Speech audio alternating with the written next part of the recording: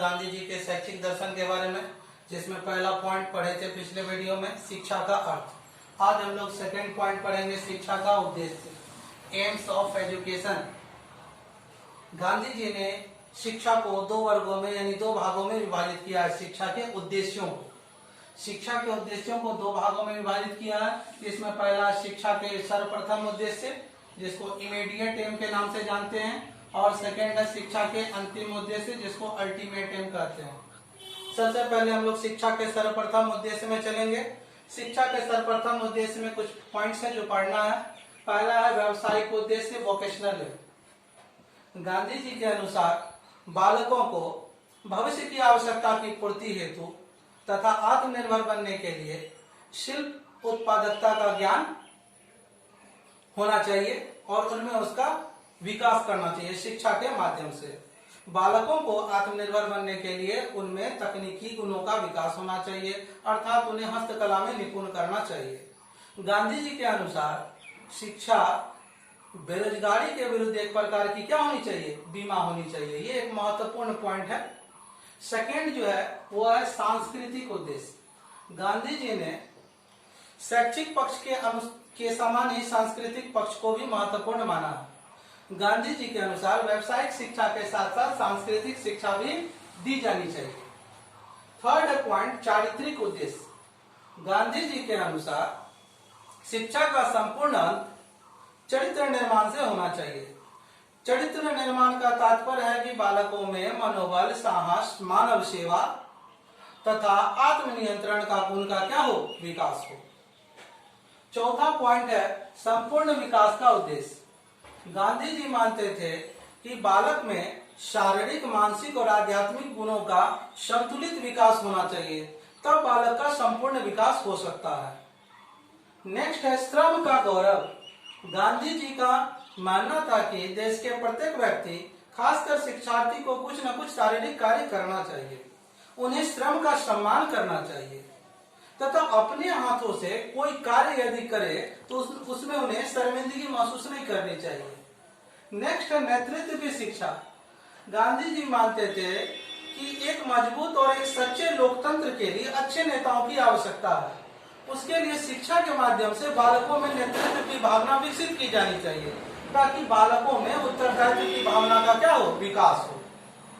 अंतिम है व्यक्ति एवं सामाजिक लक्ष्य। गांधी जी का मानना था कि हमें निजी एवं सामाजिक दोनों पक्षों के विकास पर ध्यान देना चाहिए, तभी व्यक्ति का विकास होगा। और व्यक्ति समृद्ध होगा, अर्थात व्यक्ति का विकास होगा तो व्यक्ति का विकास होगा तो समाज का भी विकास होगा। तो इस प्रकार हम समझते हैं कि बेहतर व्यक्ति से ही, अर्थात अच्छे लोगों से ही अच्छे समाज की कल्पना की जा सकती है। ये हुआ शिक्षा के सर्वप्रथम उद्देश्य, जिसमें हम लोग व्यावसायिक उद्देश्य पढ़े, जहां पर गांधी जी ने क्या कहा। गांधी जी का मानना था कि व्यावसायिक उद्देश्य के बारे में यह कहना था कि बच्चों में जो होना चाहिए वह शिल्प उत्पादकता का ज्ञान का क्या होना चाहिए, विकास होना चाहिए, अर्थात तकनीकी गुणों का विकास होना चाहिए। साथ ही साथ उनका जो मेन स्टेटमेंट था वह यह था कि शिक्षा बेरोजगारी के विरुद्ध क्या होना चाहिए, एक प्रकार की बीमा होनी चाहिए। सांस्कृतिक उद्देश्य में हमने यह सीखा कि गांधी जी सांस्कृतिक पक्ष को भी शैक्षिक पक्ष के समान ही मानते थे, और उनका मानना था कि सांस्कृतिक जो पक्ष है यानी सांस्कृतिक शिक्षा जो है उनको किसके साथ देनी चाहिए, व्यावसायिक शिक्षा के साथ दी जानी चाहिए। चारित्रिक उद्देश्य में इसमें बालक के चरित्र पर विशेष ध्यान दिया गया, और कहने का अर्थ यह हुआ कि चरित्र निर्माण से हम लोगों को यह समझना है कि बालक का मनोबल, साहस, मानव सेवा में वह संलग्न हो सके और आत्मनियंत्रण इसमें जरूरी है। तो ये चारित्रिक उद्देश्य में हो गया।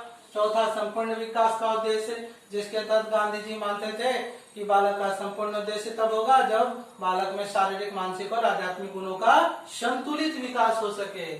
श्रम का गौरव से तात्पर्य यह है कि गांधी जी शिक्षार्थी को कुछ न कुछ शारीरिक कार्य करने के लिए कहते थे, ताकि वे श्रम का, और साथ ही उन्हें श्रम का सम्मान करने के लिए भी कहते थे कि उन्हें श्रम का सम्मान भी करना चाहिए।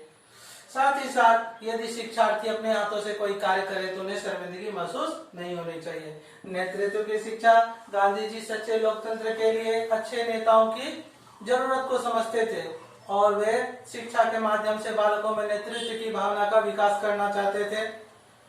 और साथ ही साथ जो है ताकि स्टूडेंट्स में यानी जो शिक्षार्थी हैं वो जो है वो अपने आप में रिस्पॉन्सिबिलिटी को समझ सके, यानी बच्चों में उत्तरदायित्व की भावना का विकास हो। ये नेतृत्व की शिक्षा के तहत आती है। व्यक्ति एवं सामाजिक लक्ष्य में हमने सीखा कि विकास जो होना चाहिए वह दोनों साइड पे ध्यान देना है, निजी पक्ष पर भी और सामाजिक पक्ष पर भी। व्यक्ति समृद्ध होंगे तो ही समाज भी विकसित हो पाएगा और समाज भी संपन्न हो पाएगा, और अच्छे लोगों से यानी बेहतर लोगों से ही हम लोग एक अच्छे समाज की कल्पना कर सकते हैं। वही आध्यात्मिक उद्देश्य है। शिक्षा का जो अंतिम उद्देश्य है, पहले तो हम लोग क्या पढ़े, शिक्षा के सर्वप्रथम उद्देश्य ना, और दूसरा उद्देश्य भी था शिक्षा के अंतिम उद्देश्य। शिक्षा के अंतिम उद्देश्य के तहत जो है वो आध्यात्मिक विकास को मानते थे, और शिक्षा के अंतिम उद्देश्य में वे आध्यात्मिक विकास पर जो है वह विशेष ध्यान देने की जरूरत समझते थे। आध्यात्मिक विकास ये शिक्षा के अंतिम उद्देश्य के तहत आता है।